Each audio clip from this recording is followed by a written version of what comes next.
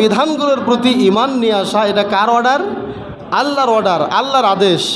শুধু নবীর প্রেমিক, নবীর আশিক এগুলো বলে বলে জীবন ফানাফিল্লা করে দিলাম, কিন্তু নবীকেই বিশ্বাস করি না, নবীর প্রতি যা নাজিল হয়েছে তাই বিশ্বাস করি না, তাহলে এই রকম পাগল মার্কা উম্মত দিয়ে কোনো ফয়সালা, কোনো ফায়দা হবে না।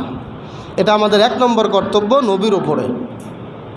2 নম্বর কর্তব্য নবীর জন্য আমাদের প্রতি, সেটি হলো তার আনুগত্য করা। জীবনের সকল ক্ষেত্রে একমাত্র কোনো ধর্ম বা কোনো পীরতন্ত্র, কোনো ব্যক্তি, কোনো মাজার বা কোনো হুজুর, কোনো মাওলানা, কোনো মুফতি, কোনো হাজি, কোনো গাজী, সমস্ত মতাদর্শকে উপেক্ষা করে একমাত্র যার অনুসরণ, অনুকরণ, আনুগত্য করতে হবে তিনি হচ্ছেন মুহাম্মাদুর রাসূলুল্লাহ সাল্লাল্লাহু আলাইহি ওয়াসাল্লাম। কেন এটা সরাসরি ফরজে আইন, যেভাবে সালাত ফরজে আইন, ঠিক সেই রকম নবীর আনুগত্য করা এটাও ফরজে আইন। দলিল আল্লাহ রাব্বুল আলামিন কোরআনুল কারীমে স্পষ্ট বলেছেন, ইয়া আইয়ুহাল্লাযীনা আমানু আতিউল্লাহা ওয়া আতিউর রাসূল ওয়া লা তুবতিলু আমালাকুম।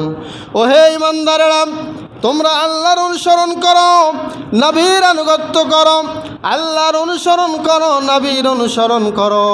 ওয়ালা তুবতিলু আমালাকুম, খবরদার খবরদার তোমরা তোমাদের আমলগুলোকে বাতিল করো না, নষ্ট করে দিও না।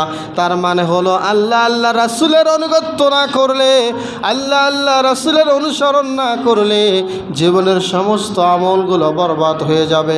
আল্লাহ রাব্বুল আলামিন এই জন্য বললেন, আল্লাহর আনুগত্য করো, নবীর আনুগত্য করো, আমলগুলোকে নষ্ট করো না। সুবহানাল্লাহ।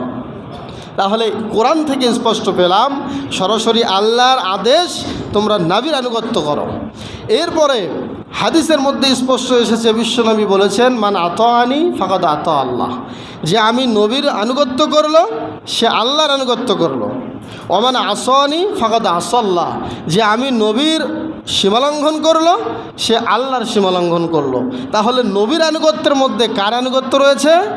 আল্লাহর আনুগত্য রয়েছে।